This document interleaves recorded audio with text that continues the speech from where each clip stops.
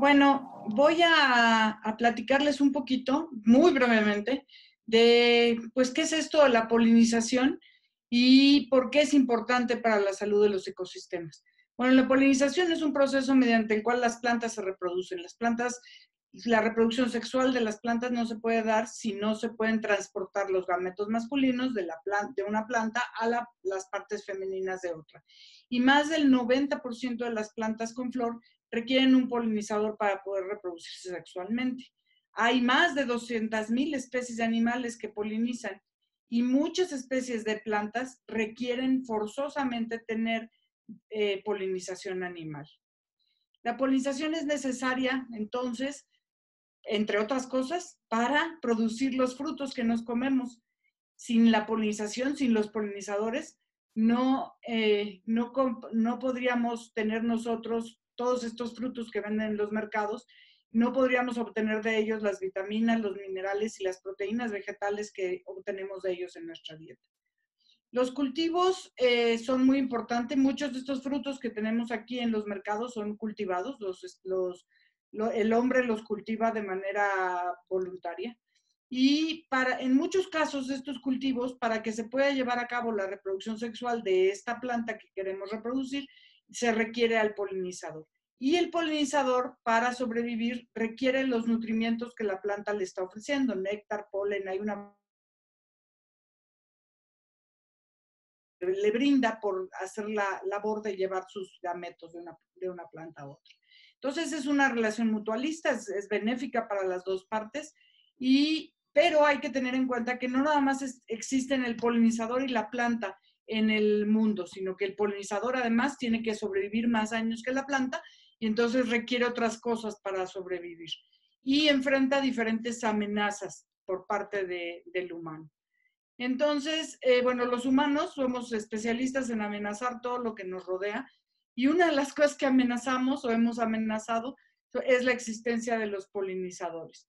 ¿Qué problemas hemos visto que pueden tener los polinizadores para sobrevivir? Y les voy a hablar en específico de los polinizadores que yo mejor conozco y de los que he estudiado durante toda mi carrera académica, que ya es bastante larga para estos momentos de la vida, y son los colibríes. Entonces, tres problemas son los más grandes que tenemos con los polinizadores. Uno es el uso indiscriminado de herbicidas e insecticidas para promover estos cultivos masivos y deshacernos de las plagas. Pero hay que darnos cuenta que cuando ponemos un insecticida, esto, además de matar a los bichos que no queremos, matan a los bichos que sí queremos. Y entonces envenenan a todos. La intensificación mal manejada de los cultivos hace que muchas veces los suelos se acaben y entonces se tenga que ampliar la frontera agrícola, destruyendo más bosques y más selvas para convertirlos en áreas cultivadas. Y por último, todos estos procesos fragmentan los hábitats naturales. Voy a presentarles qué ha pasado con los colibríes en los últimos años, como un ejemplo de estos polinizadores que además son bonitos y que a todos nos gustan. En el mundo hay 330 especies de colibrí, solamente hay en América, y en México hay 58 especies. De las 330, 52 están amenazadas a nivel mundial, según estas citas que están ahí, y 286 están incluidas en una categoría de baja preocupación. En México hay 58 especies de las 330 y 13 especies son endémicas a México. Y voy a hablarles, la semana pasada cambió la taxonomía de los colibríes y ahora tenemos nuevos géneros y nuevas especies que antes no teníamos, pero no se los voy a incluir en esta plática, sino lo voy a hacer como lo hubiera hecho hace una semana para beneficio de todos los que conocen las especies antiguas. Tenemos en México 5 especies que están sumamente amenazadas y están críticamente amenazadas porque tienen rangos de distribución muy pequeños, desde mi queridísima coqueta atoyac, que solamente tiene 50 kilómetros cuadrados de distribución, hasta estas otras especies que tienen un poquito más, pero también están muy restringidas. ¿Qué ha pasado con la vegetación en México? Pues ahí pueden ver dos mapas que hablan por sí solos, cómo hemos acabado con la vegetación en muchas de las partes del territorio y cómo esto puede amenazar a los colibríes que tenemos en en México. Aquí está la coqueta de Atoyac, este precioso animal, y su distribución chiquitita. Y aquí están las otras 3 euferusas, antes era Talurania y ahora es euferusa, que tienen unas distribuciones muy pequeñitas. Ay. Bueno, ¿qué necesitan los colibríes para poder sobrevivir en el mundo? Pues comen néctar que obtienen de las flores de esta manera. Entonces, una de las cosas que necesitan son flores. ¿Qué flores? Pues todas estas, que sean tubulares, que sean largas, que tengan néctar, que produzcan néctar y que florezcan a lo largo del año para poder mantener a estos animales. Pero además necesitamos bosques y selvas en donde los colibríes puedan hacer esto que está aquí, que es reproducirse ellos mismos, hacer sus nidos y dejar descendencia. Entonces necesitan árboles, arbustos, es decir, necesitamos conservar su hábitat. Si nosotros vemos una de las principales estrategias que ha seguido el gobierno de México y los gobiernos de otros países para conservar el hábitat, que son las áreas naturales protegidas, tendremos suficientes áreas naturales protegidas para conservar al menos una población de cada uno de los 58 especies de colibríes. Este es un mapa de las áreas naturales protegidas. Hicimos unos análisis que no les voy a contar, pero encontramos que para conservar al menos una población de cada especie de todos los colibríes que tenemos en México, nos hacen falta 3 sitios que no son áreas naturales protegidas. Aquí en la Sierra Madre del Sur, la Sierra de Atoyac y la Sierra de Miahuatlán, y en Cozumel, que sí es cierto, ustedes me van a decir que sí tiene una parte protegida, sí, pero no donde está la especie que es endémica y que tenemos que proteger.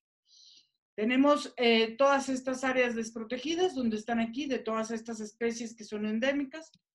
Y entonces, pues necesitamos o ampliar nuestro sistema de áreas naturales protegidas o pensar en otros esquemas de protección de las especies de colibríes. Aquí está la de Cozumel, es una especie muy clásica de los manglares y de las zonas costeras que no están incluidas en los decretos de protección de Cozumel. Entonces, ¿qué concluimos? Bueno, el sistema de áreas naturales protegidas no es suficiente, claramente. Necesitamos proteger al menos otras 2 o 3 áreas más para poder proteger a todas las especies mexicanas. Y bueno, además, otra cosa que es muy importante de este análisis es que todas las áreas que son importantes para los colibríes tienen un gradiente. ¿Por qué? Porque estos animales se mueven mucho y eso hace que al moverse lleven el polen de las plantas que visitan muy lejos. Entonces son muy buenos polinizadores, son muy importantes para los ecosistemas, visitan más de 1,500 especies de plantas de manera natural, aunque no son tan relevantes para los cultivos o para las plantas cultivadas. Hay pocas plantas cultivadas que dependen de ellos, pero también existen y también son polinizadores o por sí mismos o polinizadores secundarios en algunos de estos cultivos. ¿Qué tenemos que hacer para conservarlos? Pues muchas cosas se pueden hacer. Una cosa que hemos tratado de promover y que no les voy a hablar mucho porque nos va a hablar después de las experiencias en la Ciudad de México, Claudia Hernández, es fomentar la participación ciudadana, hacer ciencia ciudadana con los colibríes. Para esto hicimos un libro que puede usar cualquier persona para identificar las especies de colibríes en México, que está disponible en la página de Conario, y que tenemos disponible información más pequeña, digamos, más corta y más accesible en la página, en mi página. Si ustedes buscan Coro Arizmendi, ahí les van a salir, pueden bajarlos en PDF. Los colibríes son muy buenos embajadores de la polinización, porque son animales que están muy cerca de la gente y más de los mexicanos. Entonces es muy fácil hacer que nazca el gusto por la conservación de los polinizadores y de la polinización estudiando a los colibríes. Y bueno, aquí le dejo, muchas iniciativas hemos hecho. Comenzamos con la iniciativa de hacer jardines para polinizadores, para colibríes en específico y para polinizadores, y esto lo hemos venido trabajando muy de cerca con una iniciativa del gobierno de la Ciudad de México que Claudia Hernández les va a detallar, pero lo hemos hecho en otras partes de México, en la UNAM por supuesto, y que tiene campus en muchas partes de México y en otras escuelas, en los institutos de educación media superior de la Ciudad de México, etcétera, para tratar de devolverles a los colibríes un poco de lo mucho que les hemos quitado al fragmentar y terminar con sus hábitats. Gracias. Gracias.